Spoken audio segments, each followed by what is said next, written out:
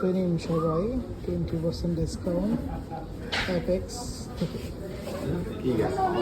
আমার বন্ধু স্বামী চলে আসছে অ্যাপেক্সে, রাসেল পিকে সবাই চলে আসছে। শান্ত অলরেডি জুতা নিয়ে নিয়েছে 20% ডিসকাউন্ট।